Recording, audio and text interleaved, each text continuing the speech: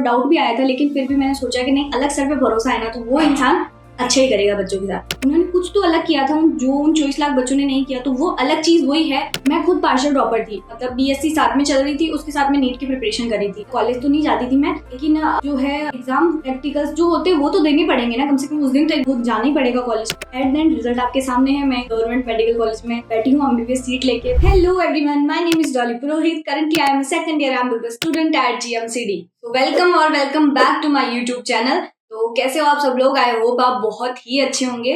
आज का जो हमारा वीडियो है ना, इसका जो टॉपिक बोलो या इस वीडियो में मैं बताऊंगी आपको कि मेरी नीट की जर्नी कैसी थी। मतलब स्टार्टिंग से जब मैंने बैच ज्वाइन किया था तब से लेकर रिजल्ट आने तक मेरी पूरी जर्नी कैसी थी। और इसमें मैं पर्टिकुलरली आपको यकीन बैच के बारे में बताऊंगी, क्योंकि मैंने वो बैच लिया था, पीडब्ल्यू का बैच था 2022 यकीन बैच, ऐसा कुछ नाम था उसका। वो बैच लिया था, उस बैच ने मेरी कैसे हेल्प करी और उसके थ्रू मुझे कैसे अपनी जो एमबीबीएस जो है डिग्री उसके अंदर एंट्री मिली, इसके बारे में मैं पूरी बात आपको बताऊंगी। तो चलिए जल्दी से जल्दी हम वीडियो को स्टार्ट करते हैं। वीडियो को पूरा पर्टिकुलरली स्टार्ट करने से पहले ना मैं तुम्हें एक सजेशन देना चाहूंगी, और ये सजेशन क्या है कि जो भी बच्चे ना मल्टीपल ड्रॉपर है, जिनका सेकंड ड्रॉप है या थर्ड ड्रॉप है, जो अब नीट 2025 के लिए तैयारी कर रहे हैं, या फिर जो पार्शियल ड्रॉपर है, partial dropper in the sense कि वो कोई पर्टिकुलर दूसरा कोर्स भी करे, उसके साथ साथ नीट की तैयारी करे, उनके लिए ना इतना अच्छा और इतना सेवियर बैच है ना, जिसकी पूछो मत। और सबसे पहले तो ना स्पॉन्सर बिल्कुल नहीं कर रही हूँ, क्योंकि यकीन बैच से मुझे काफी सारे फायदे मिले थे, बेनिफिट मिले थे, तो वही मैं तुम्हें हैंड ओवर करना चाहती हूँ। मतलब जो मुझे अच्छी चीज मिली वो मैं तुम्हें बताना चाहती हूँ। इसमें कोई वो नहीं है कि नहीं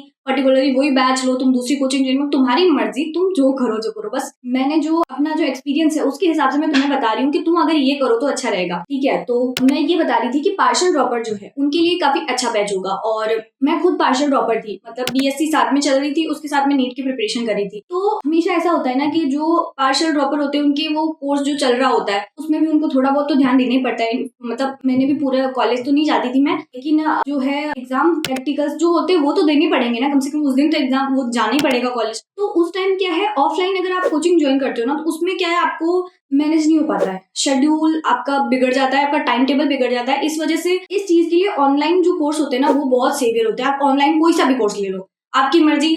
लेकिन सबसे ज्यादा ऐसा बोलो ना कि जो अफोर्ड नहीं कर पाते, जो बच्चे ना, ऑनलाइन कोर्स भी बहुत महंगे भी होते हैं, सस्ते भी होते हैं, जो भी है, पर अफोर्डेबल और क्वालिटी दोनों इस बैच में मिलती है। सबसे पहले तो ना एक चीज ना मेरे दिमाग में भी आई थी कि बैच जो है वो बहुत ज्यादा सस्ता है, 4800 रुपए का बैच था उस टाइम, है ना। तो सस्ता है तो क्या मुझे वो प्रिपरेशन मुझे करवाई जाएगी जो मुझे नीट 2022 जो दिया था उसमें मेरा सिलेक्शन ले आए। तो ये दिमाग में जरूर था और थोड़ा डाउट भी आया था, लेकिन फिर भी मैंने सोचा कि नहीं, अलग सर पे भरोसा है ना, तो वो इंसान अच्छा ही करेगा बच्चों के साथ। उस भरोसे के साथ मैंने बैच लिया और अपनी प्रिपरेशन स्टार्ट करी। और एट द एंड रिजल्ट आपके सामने है। मैं MBBS seat government medical college में बैठी हूँ एमबीबीएस सीट लेके। तो ऑब्वियसली इससे सिलेक्शन होते हैं, और पूरा सबसे ज्यादा अगर देखा जाए ना सिलेक्शन वाइज, तो सबसे बड़ा बैच जो है ये इसी से सिलेक्शन होते हैं, ठीक है। तो अगर तुम अफोर्ड नहीं कर सकते हो, देखो ऑफलाइन कोचिंग, बड़ी कोचिंग अफोर्ड नहीं कर सकते हो, पार्शियल ड्रॉपर हो, मम्मी पापा मान नहीं रहे हैं, नीट नहीं करना है, दूसरा कोर्स करना है, तो इससे ऑनलाइन अच्छे से तैयारी कर सकते हो तुम।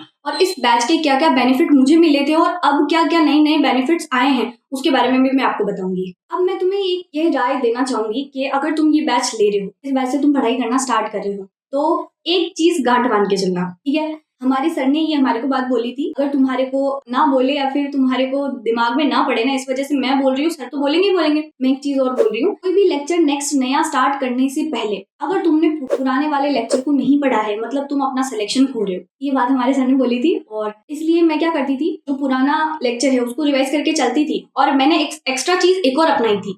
मैंने क्या किया था, हर एक चैप्टर जो खत्म होगा उससे पहले, अगर बायोलॉजी है, बायोलॉजी का जो चैप्टर एक खत्म हुआ, सेकंड चैप्टर स्टार्ट हो गया, तो बायोलॉजी का जो वो चैप्टर था उसकी एनसीईआरटी रीडिंग लगा के ही नेक्स्ट जो हमारा लेक्चर है ना वो खोलूंगी मैं। फिजिक्स है तो फिजिक्स में जो मैं नोट्स बनाती थी उस टाइम जो फॉर्मूले होते थे ना, उसको एक अलग हाईलाइटर से हाईलाइट कर देती थी। उस हाईलाइटेड वाले पार्ट को मैं रिवाइज करूंगी फिजिक्स का नया चैप्टर स्टार्ट होने से पहले। सेम फिजिकल केमिस्ट्री में हो जाएगा। और ऑर्गेनिक केमिस्ट्री में मैंने जो पीएसएस होते थे हमारे, पंकज सर स्पेशल, जो पंकज सर से पढ़ा था मैंने, तो वो होते थे, वो रिवाइज करती थी। तुम अगर पर्टिकुलर किसी और टीचर, तुम्हारे फैकल्टी में कोई और टीचर है, तो उनका जो भी वो रिएक्शंस तो लिखाएंगे सही, नेम रिएक्शंस वगैरह और मेथड ऑफ प्रिपरेशन और reaction given by this substance वगैरह, वो रिवाइज कर सकते हो तुम। सच्ची बताऊं ना तो इनऑर्गेनिक मैं ऐसे रिवाइज नहीं कर पाई थी, क्योंकि इनऑर्गेनिक ना मतलब इनऑर्गेनिक जब हमारे को पढ़ा रहे थे ना, तब कॉलेज में एग्जाम वगैरह आ गए थे और उसके बाद थोड़ा नहीं करवाई थी मैं रिवाइज। इस वजह से मेरी दिक्कत भी आई थी इनऑर्गेनिक में, लास्ट में पूरी पढ़ भी नहीं पाई थी मैं। और एग्जाम था 17 जुलाई को और उससे पहले 14 जुलाई तक भी मैं इनऑर्गेनिक ही पढ़ रही थी। उसके सिलेबस को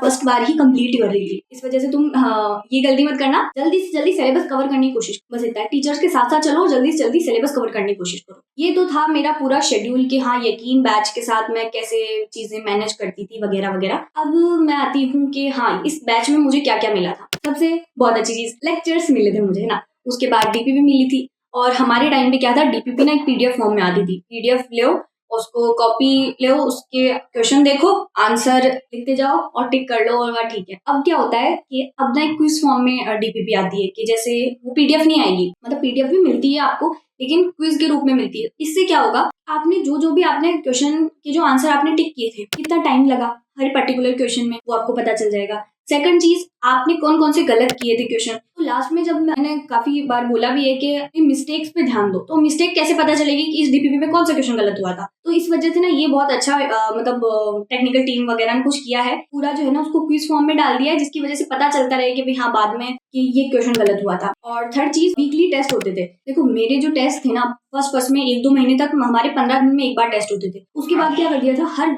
वीक में संडे को टेस्ट होता था, और वो टेस्ट सुबह 8 बजे से चलता था, रात को 10 बजे समथिंग ऐसे कुछ चलता था। लेकिन मैं हमेशा उस टेस्ट को 2 से 5 के बीच देती थी, और उस टेस्ट में कौन सा सिलेबस आता था जो पूरे वीक में पढ़ाया गया है, ठीक है। और सबसे इम्पोर्टेंट चीज तो ना, फैकल्टीज आर ऑसम। मतलब सारी फैकल्टी इतनी अच्छी थी ना, इतनी सपोर्टिव थी। पर्टिकुलर ऐसा बोलो ना तो फिजिक्स तो एमआर सर तो बस मतलब बहुत ही अच्छा पढ़ाते थे, और ऐसा फील हो जाता था कि ऑफलाइन में पढ़ रहे हो। मतलब अगर क्वेश्चन गलत हुआ तो खड़े हो जाओ, खड़े रहो, एक मिनट तक खड़े रहो, और ऐसे बोल के भूल भी जाते थे, घंटे तक खड़ा कर देते। तो वो ऑफलाइन वाली फीलिंग ना ऑनलाइन क्लास में भी आ जाती। तो इससे क्या है, वो इंटरेस्ट बना रहता था, तो रोज वो पढ़ने का मन करता था मेरा। तो बेनिफिट बताने से पहले ना, मैं आपको अपना पूरा एक छोटा सा शेड्यूल बता देती हूँ, जिससे आपको थोड़ी हेल्प मिलेगी कि मैंने यकीन बैच को एज अ पार्शियल ड्रॉपर कैसे बीएससी के उस पढ़ाई को कैसे मैनेज किया था। देखो सबसे पहले तो टीचर से मैंने बात कर ली थी अपने कॉलेज में कि नहीं, मैं कॉलेज नहीं आऊंगी और मैं एग्जाम देने जरूर आ जाऊंगी और मेरे को नीट की तैयारी करनी है। तो मान गए थे, सारे टीचर सपोर्टिव होते हैं, मान गए थे। सेकंड चीज, मेरा शेड्यूल क्या था। शेड्यूल ऐसा था, लेक्चर लेक्चर लेक्चर, 3 लेक्चर एक दिन में, उसके बाद रिवीजन, उसके बाद डीपीपी सॉल्व करना, फिर रिवीजन करके सो जाना।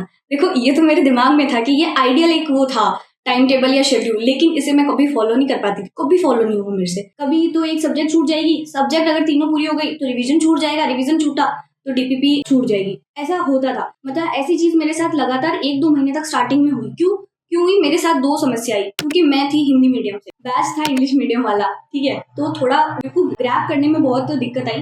सेकंड चीज, सिलेबस जो था वो मेरे लिए बिल्कुल नया था, मुझे रियली में कुछ नहीं पता था कि 11th-12th का जो है फिजिक्स तो खासकर मुझे बिल्कुल नहीं आती थी, मतलब वो बिल्कुल जीरो थी। बायो में फिर भी मुझे पता था कि ऐसे ऐसे चैप्टर्स हैं, बायो अच्छी भी लगती थी, केमिस्ट्री भी ईजी थी, फिजिक्स थोड़ी मुझे बहुत टफ लगती थी। तो उस बैच ने ना एक 0 लेवल पे जो बच्चा था ना, उसको सिलेक्शन तक पहुंचा दिया। यानी नीट 2021 में जो मेरा स्कोर था 192, उससे लेकर मैं पहुंची 611 तक।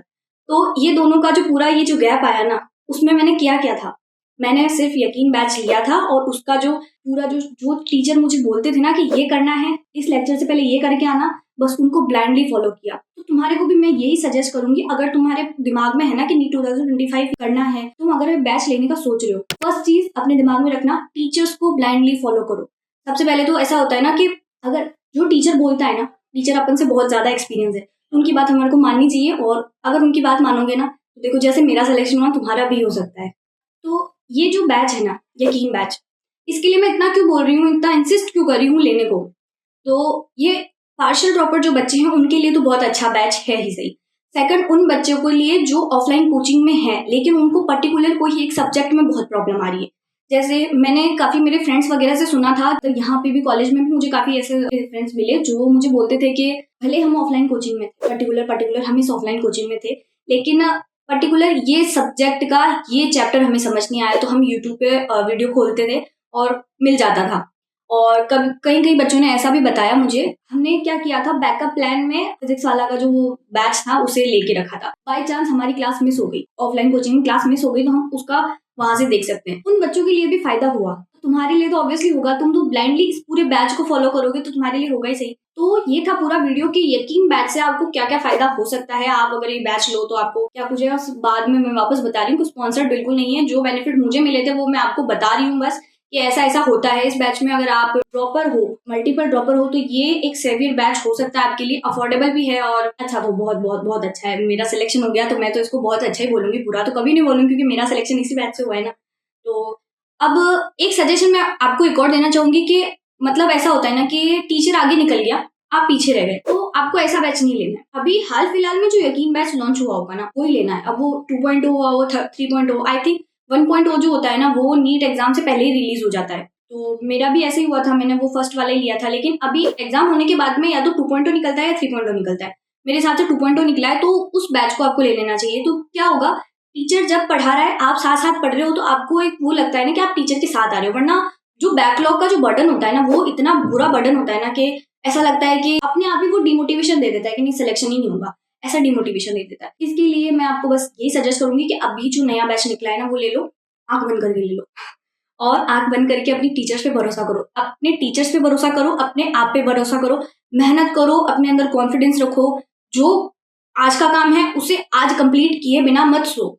बस ये 2-3 चीजें अपनानी है और ज्यादा कुछ नहीं करना है। अगर कोई चीज एक बार समझ नहीं आती तो उसको सेकंड बार टाइम दो, तीसरी बार टाइम दो, कितनी बार उसको पढ़ो, इतनी बार उसको पढ़ो कि वो अपने आप याद हो जाएगी। ठीक है, ऐसी कोई चीज नहीं होती जिसे याद नहीं किया जा सकता। मुश्किल से मुश्किल हमारे जो पुरातन अपन देखते ना संस्कृति में, तो कितने बड़े बड़े श्लोक, वो वेद वगैरह वो भी होते थे, वो भी ऋषि मुनि याद करते थे यार। वो भी बहुत सारे लोगों को भी याद होते हैं। ठीक है, तो वो कितने मुश्किल होते हैं, संस्कृत कितनी मुश्किल होती है, लेकिन वो भी याद होती है ना। तो ऐसी कोई चीज नहीं है जो याद नहीं की जा सकती। हमारा ब्रेन बहुत बहुत बहुत पावरफुल है, तुम्हारा तो और भी पावरफुल है क्योंकि तुम नई जनरेशन वाले बच्चे हो ना। तो खैर मैं भी तुम्हारी जनरेशन की हूँ, पता नहीं मेरे को थोड़ा ओल्ड फील क्यों होने लग गया है आजकल, पता नहीं क्या हो रहा है। ठीक है, तो ये तो थोड़ी हंसी मजाक हंसी टिटोली हो गई, पर मैं अपने टॉपिक के ऊपर वापस आती हूँ कि रियल में नीट 2025 की तैयारी करना चाहते हो, पास या ड्रॉपर हो, बड़ी कोचिंग अफोर्ड नहीं कर सकते हो ना, ले लो। मैं बोल रही हूँ सिलेक्शन हो जाएगा। हाँ, बैच लेने से नहीं होगा, मेहनत करनी पड़ेगी, हार्डवर्क लगाना पड़ेगा, सेक्रीफाइसेस मांगता है। नीट एग्जाम सेक्रीफाइस मांगता है, बिना सेक्रीफाइस किए हुए कुछ नहीं मिलता। 25 लाख बच्चे बैठते हैं एग्जाम देने, लेकिन 1 लाख बच्चों का सिलेक्शन हो पाता है। उन 1 लाख बच्चों में कुछ खूबी थी ना, उन्होंने कुछ तो अलग किया था, जो उन 24 लाख बच्चों ने नहीं किया। तो वो अलग चीज वही है, रोज का काम रोज करने का, कंसिस्टेंसी मेंटेन करने का। बस ये 2 चीज ही हैं जो वो बच्चे करते हैं जिनका सिलेक्शन होता है। मैंने भी कोई अलग चीज नहीं करी थी। पता नहीं कोई सी एक लाइन थी कि winners don't do different things, winners thinks differently, मतलब वो अलग तरीके से सोचते हैं, वो अलग काम नहीं करते। ठीक है, तो इसी के साथ हम अपने वीडियो को वाइंड अप करते हैं। थैंक यू सो मच, मिलते हैं नेक्स्ट वीडियो में, तब तक के लिए बाय बाय।